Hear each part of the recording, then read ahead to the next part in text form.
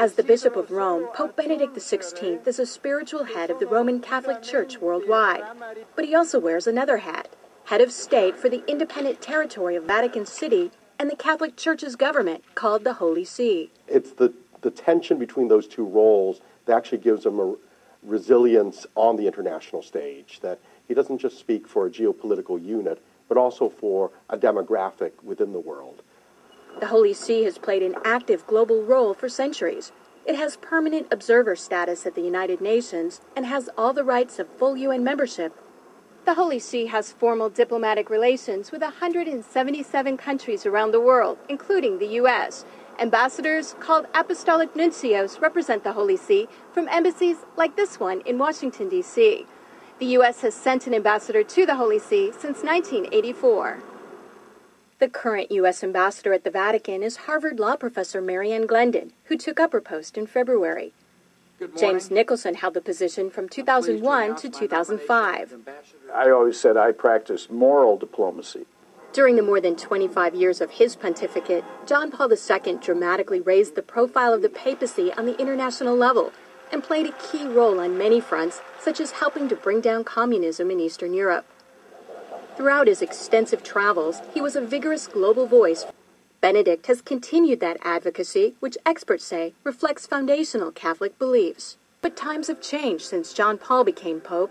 We don't have the Soviet Union anymore. What we have is the problems in the Middle East, which is where Pope Benedict has been directing his attention. The personalities have also changed. Whereas John Paul, if you look at the entire pontificate, was very much outwardly oriented toward the church and the world. But Benedict again generated controversy in the Islamic world on the Saturday before Easter, when he baptized a prominent Muslim journalist at a service in St. Peter's Basilica. He's also been quietly working to establish relations, something that was not possible during the last papacy, largely because of John Paul's role in the fall of communism in Poland.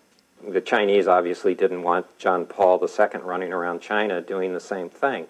Most of the time, in places around the world, Vatican diplomats work outside the spotlight, where experts say they often have an advantage. Some question how much government leaders of today truly listen to what the Pope has to say. And that, observers say, is a moral authority that can't be measured by economic strength or military divisions. A moral authority Benedict hopes to draw upon when meeting with U.S. officials and speaking before the United Nations. I'm Kim Lawton in Washington. A lot of good Christians in Roman Catholic Church, notice Catholic Church, but unfortunate because they don't understand the history of their church. During Dark Ages, Constantine was the one who united his own people, them pagans, to Catholic Church. And when they unite in the church, because, there was statue worshippers, idols. So when they brought their idols, notice statues in Roman Catholic Church, they began to name them. Instead of Jupiter, they call it Peter. And it's so sad that they give them a lot of Christian names. And they bow down, sometimes they kiss, they worship.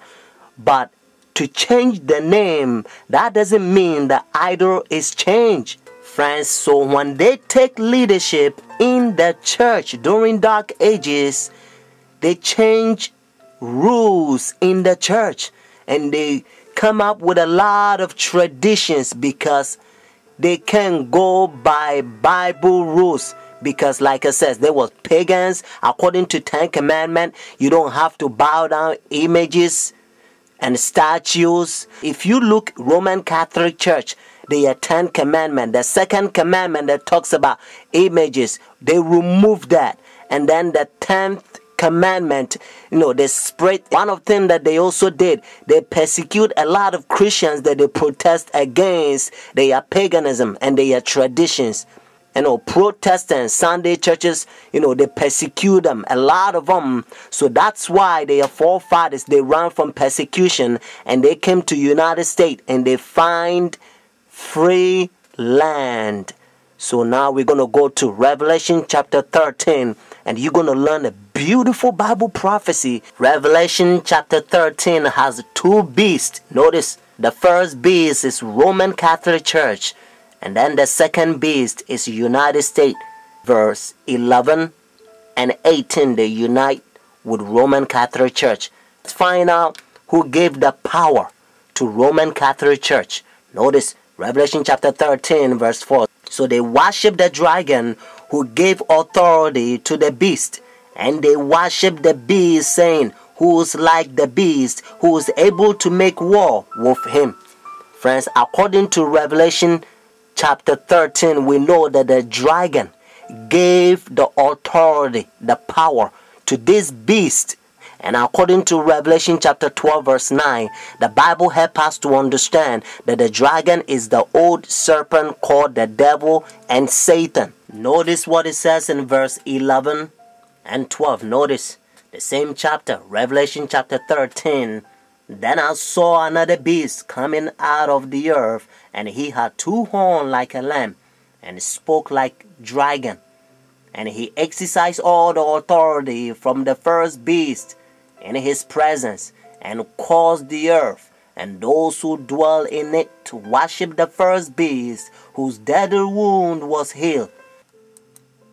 Just in case if you're thinking about any country, they don't fit. Whether it's China, India, Iraq, or Africa, they don't fit.